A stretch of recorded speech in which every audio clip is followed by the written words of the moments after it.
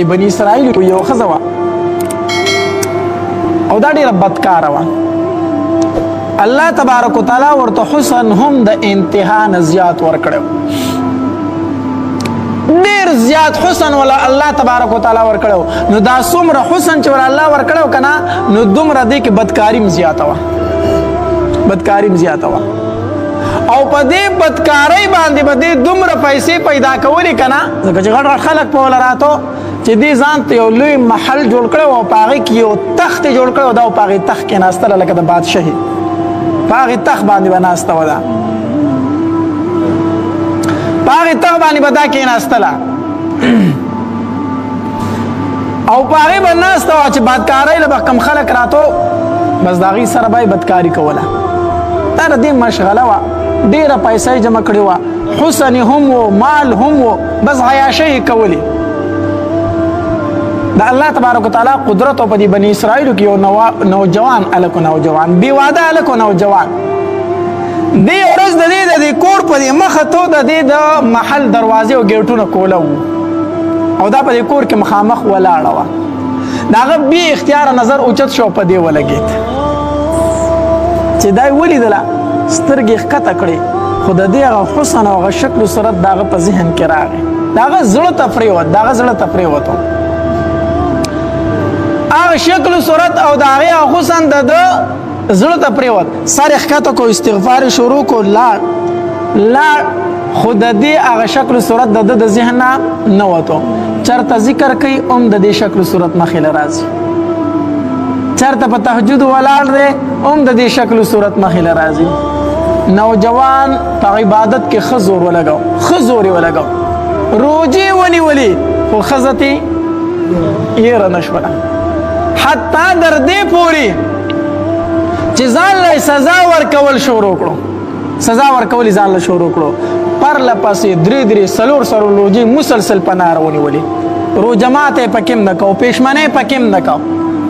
ځان له سزا ورکول شروع کړو چې دا زما په ذهن کې څه راغلي دي. لیکن د هغه د ذهن نه د ښځې هغه شکل صورت نه وته. بس دا فیصله یې وکړه، یاره زما په عبادت کې اوس زړه هسې نه لګي، ځمه دغې ښځې له اوس ځم، اوس دې ښځې له ځم. هغه پیسې پیدا کړي څومره چې د هغې پیس و د بدکارۍ نعوذ بالله، هغه پیسې مایسې پیدا کړي او لاړ دې ښځې له، چې دې ښځې له لاړ او هغه فیس یې ورته ادا کو، ورې کو او دې ورسره خواته کېناست چې دې ښځې ته وکتل او بیا یې ځان ته وکتل او ګیر چاپېره دې محل ته وکتل، د زړه دنیا یې بدله شوه. دې زړه کې ولا الله یو خبره واچوله، ته به په مصله نه وي ناستو، ته به په ذکر اذکارو کې مشغول نه وي، ته خو به الله ته به جړاوي، ته خو به په مصله ناست وي، اوس د یوې بدکارې ښځې سره یو نامحرمې ښځې سره د هغې په پالنګ ناستې، دا څه کوي؟ دا هلک د زړه دنیا بدله شوه، دې څه وایي ټوله توجه یې راله خرابه کړې ده.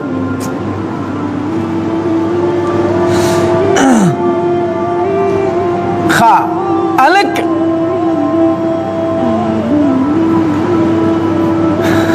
مانا بیا خبره ګډوډه شي مصیبت را پکې دا دی که نه، د هغې هلک د زړه دنیا بدله شوله چې دا زه څه کومه، دا زه څه کومه. خیر دی خو ذهني برابر نه دی که نه.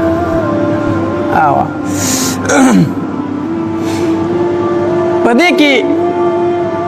د سترګو نه د هلک اوښکې روانې شي. زنانه ورته ویې ولې ته خو جاړې؟ بس هغه هلک ورته وایي ټیک شو زه لاړم، ښه زه ځمه زه ځمه. ښځه ورته وایي چې کوم مقصد دپاره خو راغلی هغه خو وکړه،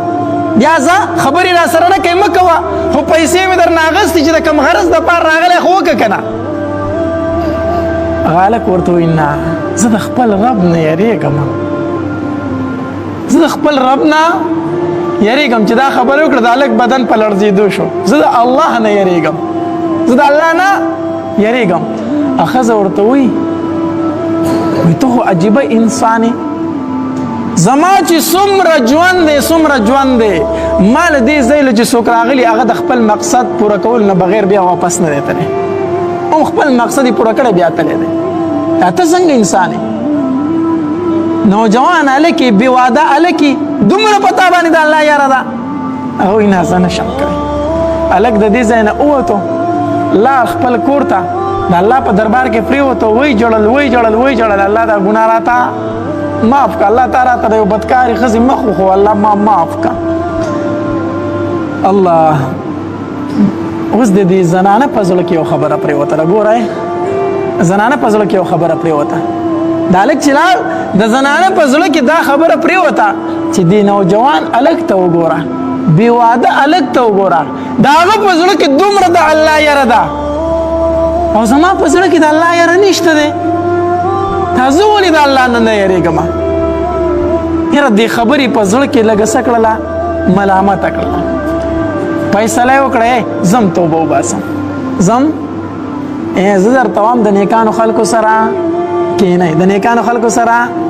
اوس د دې ښځې د دې نوجوان هلک سره لږ غونته کې ټایم د صحبت وشو که نه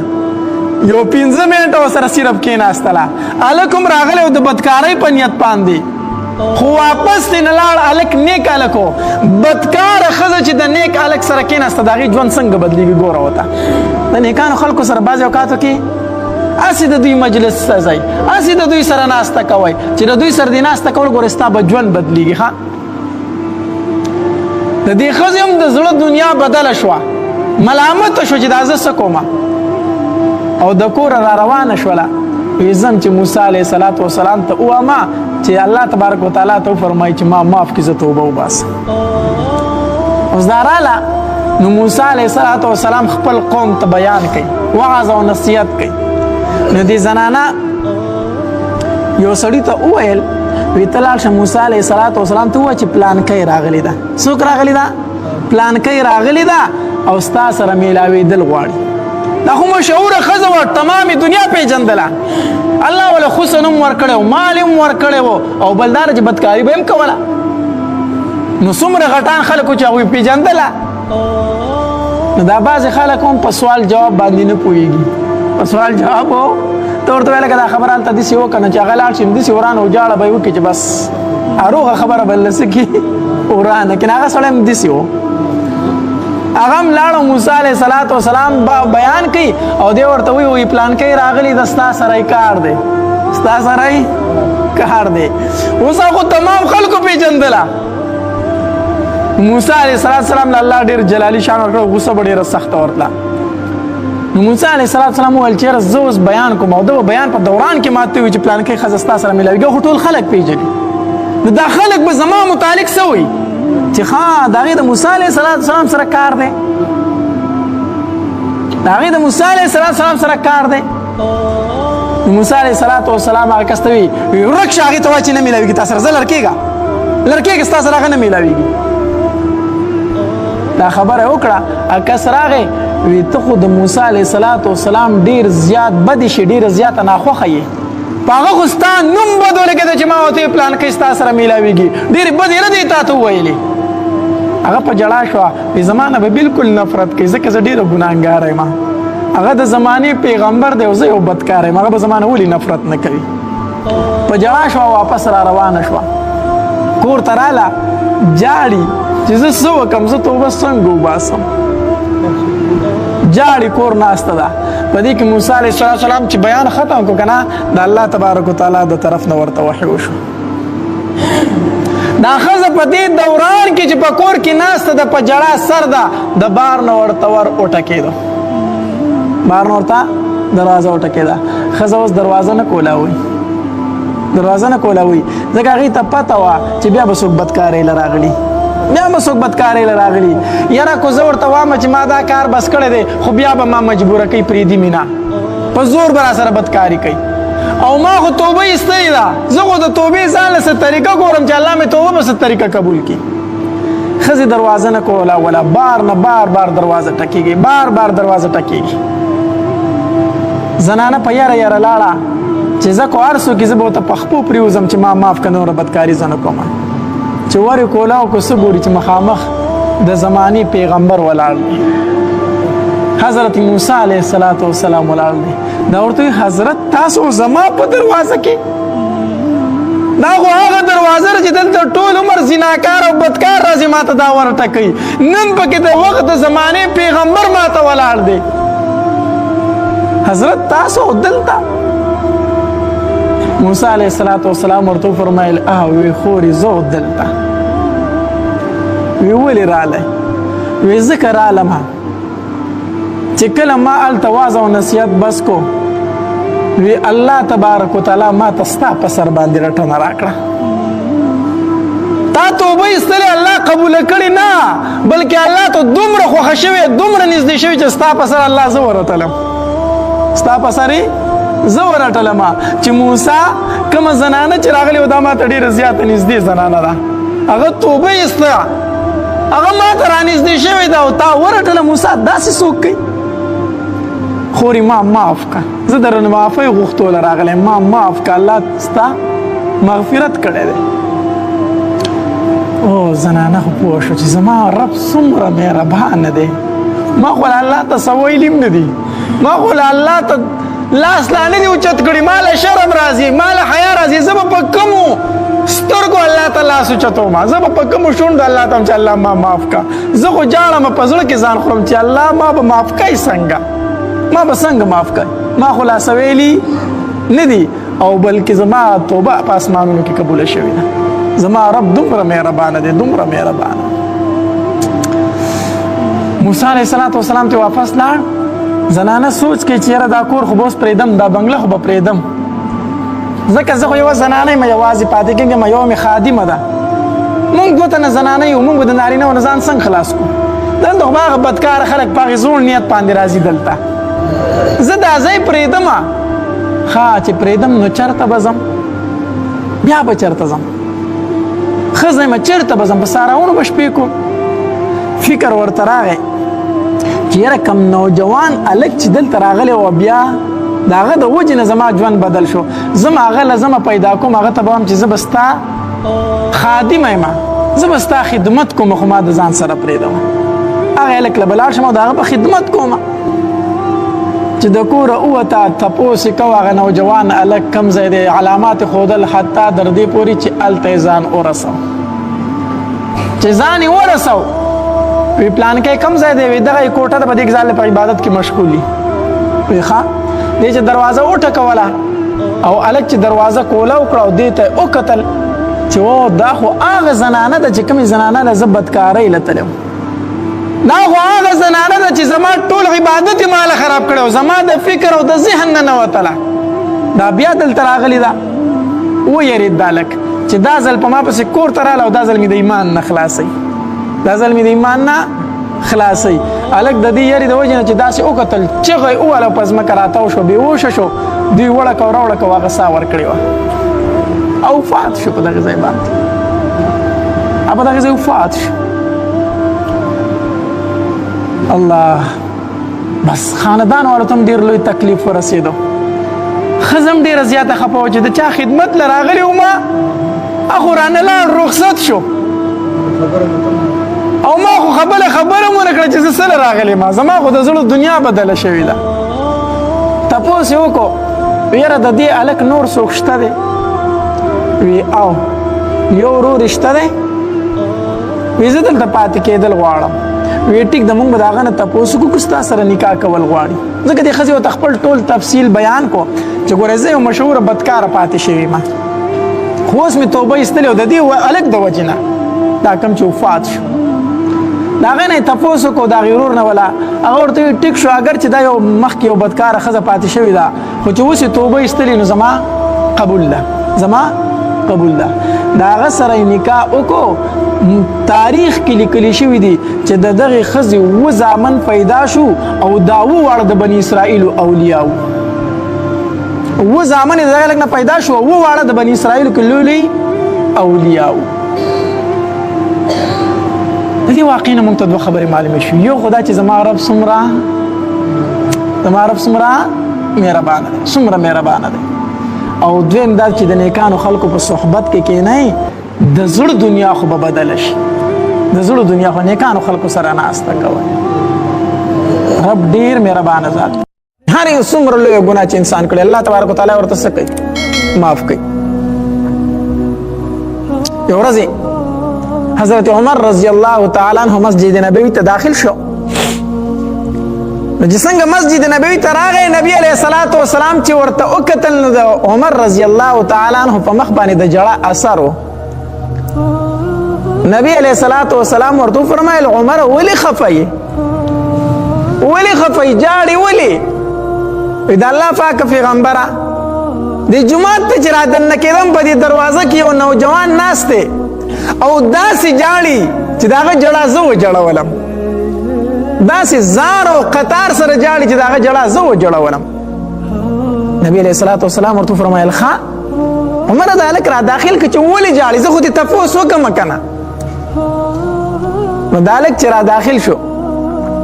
نبی علیه الصلاۃ والسلام ورته وفرمایل وی نوجوانه ولې جاړي ولې خفای په څه باندې؟ د الله پاک پیغمبره یو ګناه رانه شوې ده او هغه ګناه مې جړوي نو ګناه مې څه کوي؟ جړوي نو. وی ولې نبی علیه الصلاۃ والسلام ورته وفرمایل وی ولې؟ وی ځکه ډېره غټه ګناه مې کړې ده، ډېره غټه ګناه مې کړې ده. نبی علیه الصلاۃ والسلام ورته وفرمایل وی ښه وی دا راته ووایه ای هلکه ای نوجوانه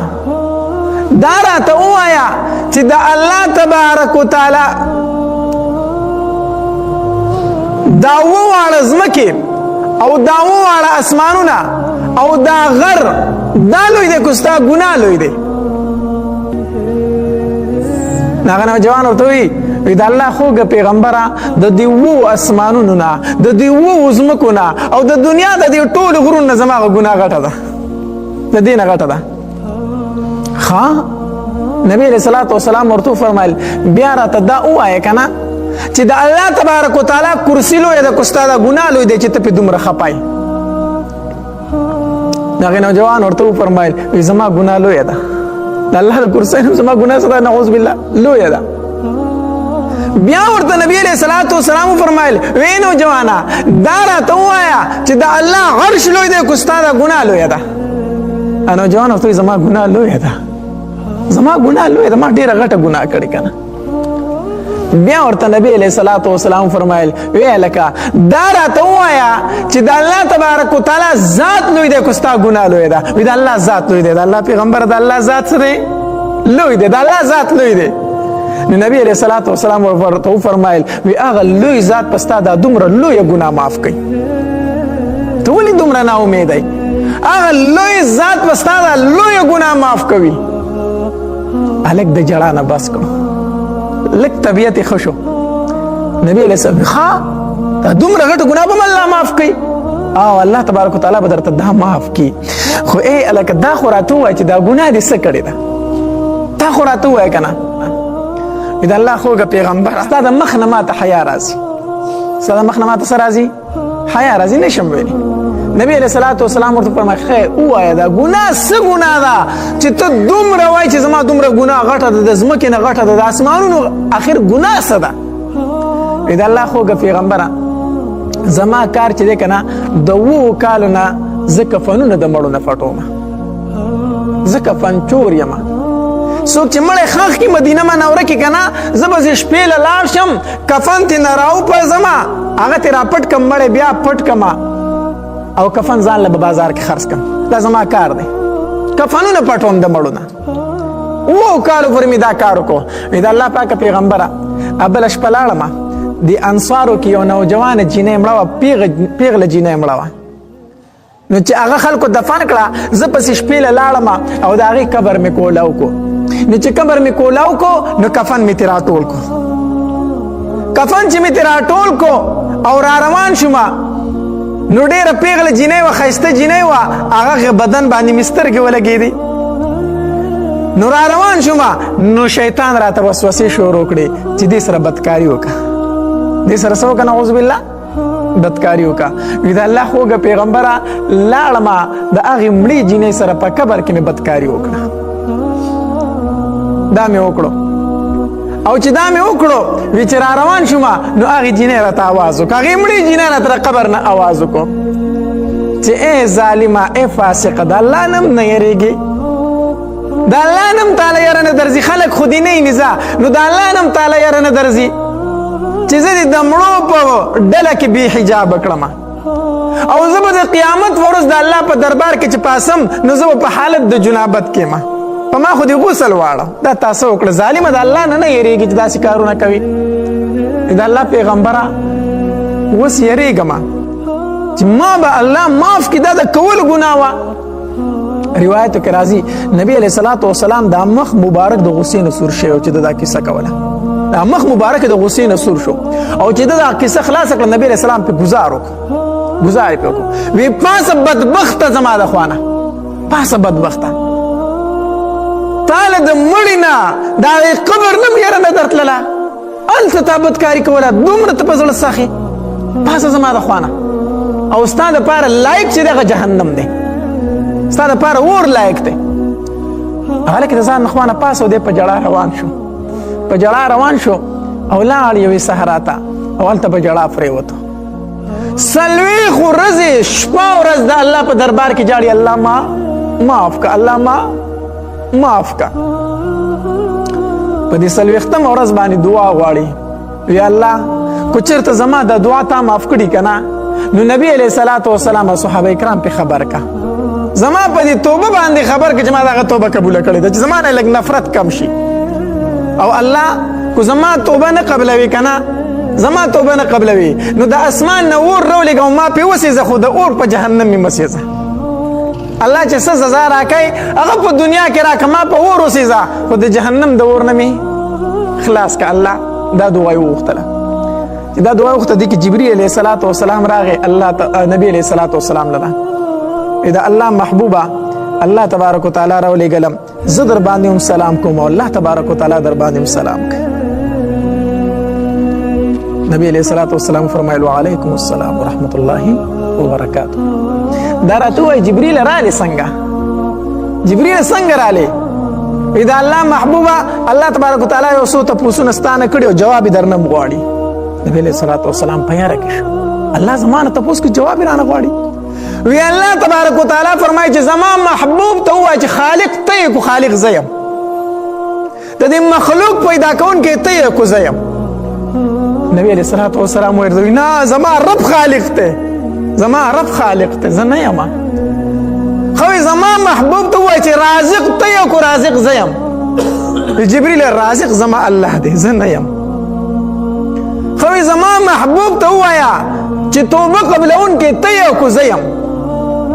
نبی علیہ الصلوۃ والسلام فرمایل نه توبه قبلونکی زما رب دی توبه قبلونکی زما رب دی وی بیا چې کوم الګ تا رټلې او کنه داغه توبه ما قبول کړې ده الله تبارک وتعالى فرمایي چې کوم نوجوان تا په ګناه رټلې او داغه توبه ما قبول کړې ده ما قبول کړې ده الله نبی علیہ الصلوۃ والسلام ویریدو صحابه یې راټول کوي مال غالک پیدا کوي مال غالکو پیدا کوي مال راولای هغه نوجوان چې د نبی علیہ الصلوۃ والسلام دربار ته حاضر شو نبی علیہ الصلوۃ والسلام ورته فرمایل وی نوجوان الله ستاسو توبه قبول کړه الله تبارک وتعالى ستاسو توبه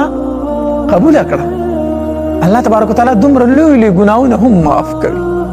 خو چې کله انسان د زړه د اخلاص سو باسي الله تبارک وتعالى نبی علیہ الصلوۃ والسلام ته فرمایي قل يا عبادي الذين أسرفوا على أنفسهم لا تقنطوا من رحمة الله إن الله يغفر الذنوب جميعا وزما محبوبا قل أي زما محبوبا يا عبادي الذين وزما خي بندگانو أسرفوا على أنفسهم چې په خپل ځان باندې څه کړی دی اے زما بندگانو ته وایا کوم بندگانو ته الله ستانه کان بندگانو ته نه اسرفوا على انفسهم چې زمانه باغی ګرځي زمانه خفه ګرځي زمانه مرور ګرځي هغه بندگانو ته وایا لا تقنطوا من رحمت الله د الله د رحمت نه منه امید کیږي الله د رحمت نه منه امید کیږي ولی زمانه نه امید دی د الله د رحمت نه امیدي دا ډیره لوی ګناه بعض اوقات کې انسان وی کنه مړه ما الله نه معاف کوي ما دومره ګناهونه کړي هغه نه معاف کېدو نه دي نو کو دا خبره دی وکړه ګوره خپل ایمان به وبایلي خپل ایمان به څه کې وبایلي ښه تا دومره لوی ګناهونه کړي دي ولې د الله ذات ته نشي معاف کولی نا امیدي خلک وایي ګناه ده کفر دی هغې نه دا نا امیدي مراد ده لا تقنطوا من رحمت الله، د الله د رحمت نه من امید کیږئ. ان الله یغفر الذنوب جميعا، الله تبارک وتعالی ټول ګناونه معاف کوي. الله تبارک وتعالی ټول ګناونه معاف کوي، ټول ګناونه معاف کوي. حدیث مبارک کی راضی، حدیث قدسی دے، نبی علیہ الصلوۃ والسلام فرمائے وی اللہ تبارک و تعالی فرمائے اے بنی آدم لو بلغت ذنوبک عنان السماء، اے زما بندہ تو دومره گناہونه وکي چې ستا گناہونه د اسمان کنارو ته راورسي. ثم استغفرتني غفرت لك، بیا ته زمانه بخنه غواړې نو زه به تا ته څه وکړم؟ اے زما بندا تو دومره ګناه وکي، دومره ګناه وکي چې ستا ګناه د اسمان کنارو ته راورسي او یو ځل دې لاس اوچت کړو او په ژړا شوې الله ما معاف کا، الله ما معاف کا. الله تبارک وتعالی فرمایي غفرت لك، دا ګناهونه مې تا ته وبخل او په دې زما پروا نشته، په دې زما پروا نشته. الله دومره مهربان، الله دومره رحمان او رحیم ذات دی. نو چرته به دا نه وای، ښه چرته به دا نه وای چې زما ګناهونه زیات دي ما الله نه بخي، ما الله. ایمان نوم دی د دوو خبرو، ایمان د څو خبرو نوم دی؟ د دوو خبرو، یره او تمه. چې کله دا دوه خبرې په کم انسان کې وي نو دا کامل مؤمن دی، یره او تمه. او چې په دې کې یوه هم نه وه نو دی د خپل ایمان فکر وکړي. یره او تمه دا دوه خبرې ایمان دی. یره به کوي د الله تبارک وتعالی د عذابونو نه، یره به کوي د الله تبارک وتعالی د عذابونو نه. الله چرته ما ته عذاب رانه کړي، الله تبارک وتعالی ډېر لوی ذات دی، زما د امت ګډ عبادت په هغه قبول کړي. دا یره به ساتي، ګوره د الله د عذابونو نه به څه کېږي؟ یریږي. او تم به هم ساتي چې نه زما رب ډېر مهربانه ذات دی، زما رب ډېر رحمان رحیم ذات دی، ډېر کریم ذات دی، ما به الله معاف کوي. نا امیدي به نه کوي، نه به بالکل بې یاري کېږي چې هیڅ نشته دی، او نه به بالکل نا امیده کېږي. دې ته څه ویلی شي؟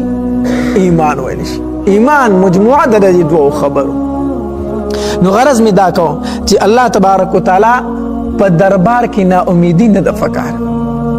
هر څومره ګناهونه چې د انسان نشوي دي، هر څومره ګناهونه دي شوي دي، دې راشه او د الله په دربار کې د لاس اوچت کې الله ما معاف کا، الله ما معاف کا. حدیث مبارک کې راځي توبه استون کې د ګناه نه داسې دی ګویا چې د اړو ګناه کړې نه ده، ګویا چې اړو ګناه کړې نه ده. داسې نه الله تبارک وتعالی فرمایي د ګناه مې ورته معاف کو، خیر دی سات په سات په ورته یادو. نه الله فرمایي دا ګناه دې د سره کړې نه ده، مړه ما داسې معاف کړې. څه ټایم یو انسان د بوډاتوبه پورې لا ځنکدن نه دی شروع شوی، د ځنکدن غرغره راله ده شروع شوی، روح لا مرۍ ته نه دی را رسېدلی. دی څه وایي؟ دی څه وایي؟ دی وی الله په خپلو کړو باندې ستومانه، الله ما ته زما ګناهونه معاف کا. چې لا ځنکدن شروع شوی نه دی او د مخکې نه دا وي الله په خپلو کړو باندې ستومانه یم، الله ما معاف کا. الله فرمایي بنده معاف مې کړې، بنده معاف مې کړې. دا 80 کاله، دا 80 کاله، دا 100 کاله چې په ګناهونو کې تېر کړي دا درته نه یادوم چې اوس راځي ما ته توبه وباسي، نه درته نه یادوم، نه فیغور درته نه در کوم. ما داسې معاف کړی ګویا چې تا دا ګناه د سره کړې ده. هر ټیم د ګناه نه توبه ایستل پکار دي، ځکه چې د مرګ هیڅ پته نه لګي. مونږ وایي سبا به توبه وباسم، سبا به توبه وباسم، په دې کې درس شي، مرګ راشي، توبې ته هم سم نشي، توبې ته انسان سم نشي. نو هر ټیم د الله په دربار کې توبه ایستل پکار دي، هر ټیم الله په دربار کې توبه ایستل پکار دي. او استغفار ډیر وایا،